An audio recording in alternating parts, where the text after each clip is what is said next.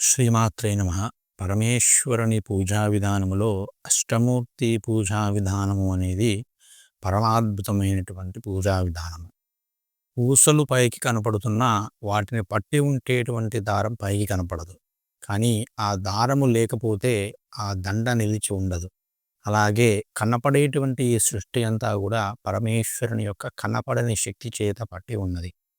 కనపడేటువంటి పూసలే అష్టమూర్తి తత్వములు. పరమేశ్వరుని ప్రత్యక్షంగా దర్శించాలి అనుకుంటే ఈ అష్టమూర్తి ఆరాధన ద్వారా సులభంగా మనం పరమేశ్వరుని యొక్క సాన్నిధ్యాన్ని పొందవచ్చు అని పెద్దలైన వారు చెబుతారు. సాక్షాత్తుగా రమణ మహర్షుల వారు చెబుతూ, ఎవరైతే నిత్యము అష్టమూర్తి తత్వంతో ఈశ్వరుణ్ణి ఆరాధిస్తారో వారు అనుక్షణము కూడా ఈశ్వరునితో నివసిస్తున్నట్లే. అలా ఈశ్వరుణ్ణి ఎవరు అనుక్షణము స్పర్శిస్తూ భావిస్తూ ఉంటాడో ప్రతిక్షణము వాడితో ఈశ్వరుడు పయనిస్తూ ఉంటాడు అంటాడు. మనకు దక్షిణామూర్తి స్తోత్రాన్ని చేస్తూ ఈ అష్టమూర్తులను కూడా చెబుతూ, ఎవరు ఈ అష్టమూర్తులతో పరమేశ్వరుని ప్రార్థిస్తూ ఉన్నారో ఆ తత్వమే విశ్వమంతా వ్యాపించి ఉన్నది కాబట్టి అతడికి సర్వము కూడా కరతలామలకమవుతున్నాయి అంటారు శంకరుల వారు. అంటే అష్టమూర్తి తత్వం ద్వారా ఈశ్వరుణ్ణి ఆరాధించడం అనేది అత్యుత్తమ ఆరాధనా విధానం.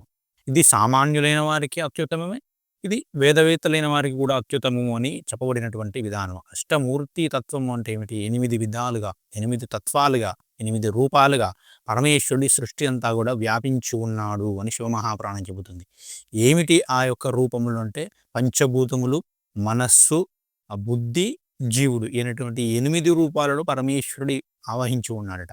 ఈ 8 తప్ప ఇంకొకటి లేదు.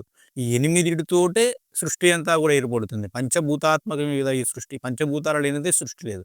పంచభూతాలను కూడా పరమేశ్వర స్వరూపము అని ఎప్పుడైతే నువ్వు నిత్యము పూజలో అనుసంధానం చేసుకుంటావో అప్పుడు నువ్వు ఏది చూసినా ఈశ్వరుడే నీకు గుర్తుకొస్తాడు. శర్వాయ దేవాయ నమః అని మనం పూజ చేస్తాం. శర్వుడు అంటే భూమి. భూమి రూపంలో ఉన్నటువంటి పరమేశ్వరునికి నమస్కారం అని నువ్వు నమస్కారం చేసి నువ్వు నడుస్తూ ఉన్నావు. నీకు ఆపద వచ్చింది. నీకు పరమేశ్వరుడు ఎక్కడో దూరంగా ఉన్నాడు, నన్ను ఎవరు కాపాడుతాడు అనేటువంటి భయం ఉండదు. నిజంగా నువ్వు ఆ ఈశ్వర ఉపాసనలో పండిన వాడివైతాయి. ఎందుకంటే భూమి రూపంలో నీ కాళ్ళ కింద ఉన్నది పరమేశ్వరుడే కదా. అస్థి మజ్జ ఇత్యాదులన్నీ కూడా మన శరీరంలో కూడా ఆ పంచభూతాలు మన శరీరంలో ఉన్నాయి. మన శరీరం కూడా పంచభూతాత్మకమైనదే. కాబట్టి ఆ పరమేశ్వరుడి నాలోనూ ఉన్నాడు, ఈ భూమి రూపంలో నన్ను మోస్తూ ఉన్నాడు. కాబట్టి ఈశ్వరుడు నన్ను రక్షిస్తూ ఉండగా నాకెందుకు ఇబ్బంది వస్తుంది, నాకెందుకు ఆపద వస్తుంది అనేటువంటి ధైర్యం నీకు వస్తుంది. అంతేకాదు ఆపద ఎక్కడి నుంచి వస్తుంది? ఎదుటివాడి నుంచి వస్తుంది. ఆ ఎదుటివాడిలో కూడా ఉన్నది పంచభూత తత్వమే కదా, ఆ ఈశ్వరుడే కదా. కాబట్టి ఆ ఈశ్వరుడే చూసుకుంటాడు నీకు ఏ ఆపద రాకుండా. కాబట్టి అందుకే రుద్రాధ్యాయాన్ని ప్రారంభిస్తూ వేదం ఏం చెబుతుంది? ఆపాతాళ నభస్థలాంత భువన బ్రహ్మాండం ఆవిస్ఫురత్ జ్యోతిస్పాటికలింగమూలివేద సత్పూర్ణేందవాంతామృతై స్తోకామృత మీకమీశమనిషం రుద్రాను వాకాన్ జపన్ ధ్యాయేత్ ఈప్సిత సిద్ధయే ద్రవపదం విప్రోభిషించేత్ శివం అన్నాడు. ధ్యాయేత్ అని ప్రధానంగా చెప్పినాడు అన్నమాట. రుద్రాభిషేకాన్ని నీకు చక్కగా వేదాధ్యయనం చేయగలిగి వస్తే చేస్తే చేసుకో, అందులో తప్పులేదు. కానీ చేయడం రానప్పుడు చక్కగా ఆ దేవాలయంలో కానీ లేవ నువ్వు నియోగించినటువంటి బ్రాహ్మణుడు కానీ రుద్రాభిషేకాన్ని చేస్తుంటే దాన్ని ధ్యానించు. మనస్సు పలకరించిపోయేలాగా ధ్యానించు. ఎలా? ఆపాతాళ నభస్థలాంత భువన బ్రహ్మాండమావిస్ఫురత్. నీవు అభిషేకం చేస్తున్నావు లేదా ఆ అభిషేకం చేయబడుతున్నటువంటి ఆ శివుడే సమస్త బ్రహ్మాండములలోను చతుర్దశ భువనములలోను నిండి ఉన్నాడు. ఆ భువనములలో నేను ఉన్నాను అంటే నేను శివునిలో ఉండి శివునికి చేయబడేటువంటి అభిషేకాన్ని చూస్తున్నాను. నాలో ఉన్న శివుడు నా చేత అభిషేకం చేయింపబడుతున్నాడు. నేను శివుడిలో ఉన్నాడు, నాలో శివుడు ఉన్నాడు, అణువణువునా శివుడే ఉన్నాడు అనేటువంటి ఆ పరమాద్భుతమైనటువంటి స్థితికి ఈ అష్టమూర్తి తత్వం ద్వారా అనుసంధానం చేసుకునేటువంటి వ్యక్తి ఆ స్థితికి వెళ్తా. రుద్రాయ దేవాయ నమః అగ్ని అంటే అగ్ని ద్వారా ఏం చేసుకుంటాం? మనం ఆహారాన్ని వండుకుంటాం. మనం ఆహారాన్ని పెట్టేటువంటి పరమేశ్వరుడికి ఒక నమస్కారం చేసుకుంటే ఏమవుతుంది? అన్నం తినేది ఈశ్వరుని యొక్క దయతోటి అని కూడా మనం ఆ యొక్క స్ఫురణ ప్రతి అణువులో కూడా మనకు కనబడుతూ ఉంటుంది. ఉగ్రాయ వాయుమూర్తయే నమః అని అంటే మన ప్రాణమే పరమేశ్వరుడు. వాయు రూపంలో ఉగ్రుడు అయినటువంటి పరమేశ్వరుడు వాయు రూపంలో ఉన్నాడు. వాయువు లేని చోట ఎక్కడైనా ఉంటుందా? అసలు వాయువు లేని మనం ఉంటాం కదా.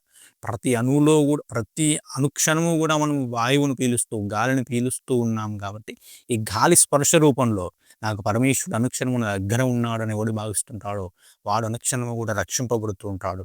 భీమాయ ఆకాశ రూపాయ నమః. భీముడు ఆకాశ రూపంలో ఉన్నటువంటి పరమేశ్వరుడు భీమ రూపంలో ఉంటాడట. అంటే ఆ ఆకాశము అనేది ఉంటేనే కదా ఏదైనా వచ్చేది. ఈ శరీరములో ఈ ఎముకలు, మధ్య, చర్మము ఇవన్నీ ఎందుకు వచ్చాయి? ఆకాశం ఖాళీ అనేది ఉంది కాబట్టి కదా. కాబట్టి అలా ప్రతి అణువులో కూడా వ్యాపించి ఉన్నటువంటి ఆ పరమేశ్వరునికి నమస్కారం అని ఈశానాయ సూర్యరూపాయ నమః. ఈశానుడు సూర్య రూపంలో ఉంటాడట. అంటే జ్యోతిష్ రూపంలో ఉండేటువంటిది కూడా పరమేశ్వరుడే. ప్రతిరోజు అందుకే సూర్యుడిని దర్శిస్తూ ప్రతిరోజు కూడా ఎవరైతే అర్ఘ్యప్రదానం చేస్తారో వాళ్ళు పరమేశ్వరునికి అభిషేకం చేసినటువంటి ఫలితాన్ని పొందుతారు. ఎందుకంటే సాక్షాత్తుగా సూర్యుడు పరమేశ్వరుని యొక్క స్వరూపమే గనుక.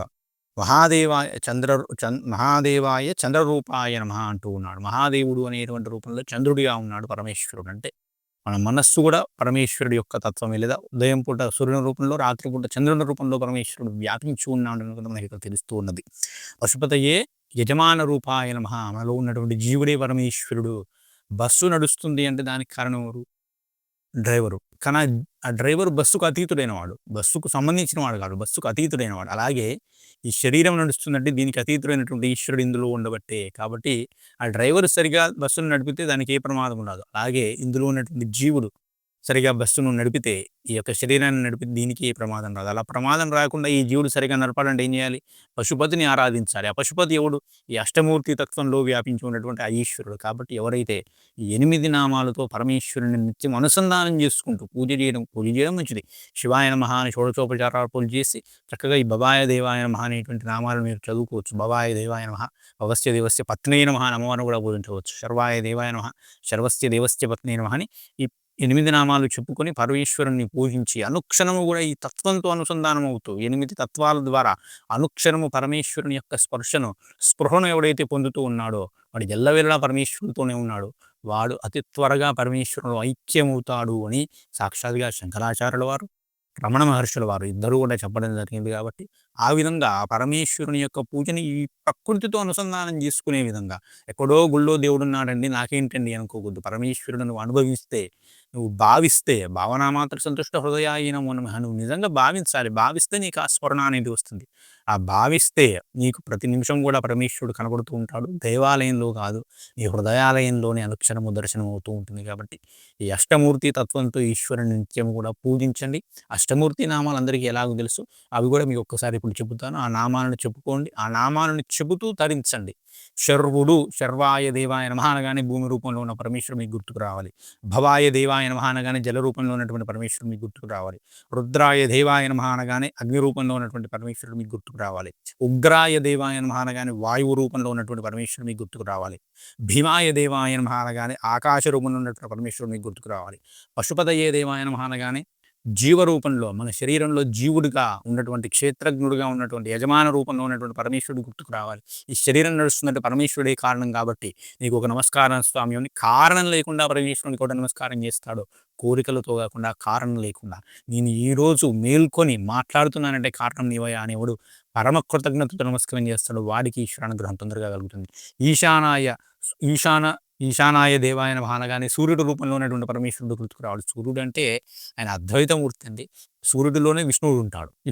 వైష్ణవుడు విష్ణువుని దర్శించుకోవచ్చు. అమ్మవారి భక్తులు అమ్మవారిని దర్శించుకోవచ్చు. భావనమండల మధ్యస్థాయిని పరమేశ్వరుని యొక్క భక్తులు పరమేశ్వరుని దర్శించుకోవచ్చు. ఇలా శివుడు అనగానే చంద్రుడు గుర్తుకు రావాలి. ఈ విధంగా 8 నామాలు చెబుతూ 8 అష్టమూర్తి తత్వాలు ఎవడు గుర్తు చేసుకుని పరమేశ్వరునికి పూజ చేస్తాడో వాటికి సర్వము కూడా కరతలామలకం అవుతాయి. వారికి అష్టసిద్ధులు, నవనిధులు సర్వము కూడా కరతలామలకం అవుతాయి అని శివమహాపురాణం చెబుతుంది. కాబట్టి అందరూ కూడా ఈ అష్టనామాలతో అష్టమూర్తి తత్వంతో పరమేశ్వరుని పూజించుకొని విశ్వమంతా వ్యాపించి ఉన్నటువంటి విశ్వేశ్వరుని దర్శించుకుంటూ ఈశ్వరానుగ్రహం పొందండి. ఆ యొక్క పరమేశ్వరుని కృపతో సకల సౌభాగ్యాలు పొందుదురుగాక. మరొక చక్కని వీడియోతో మీ ముందుకు వస్తాను. అంతవరకు కూడా సెలవు. శ్రీమాత్రే నమః. స్వస్తి. జై శ్రీరామ్.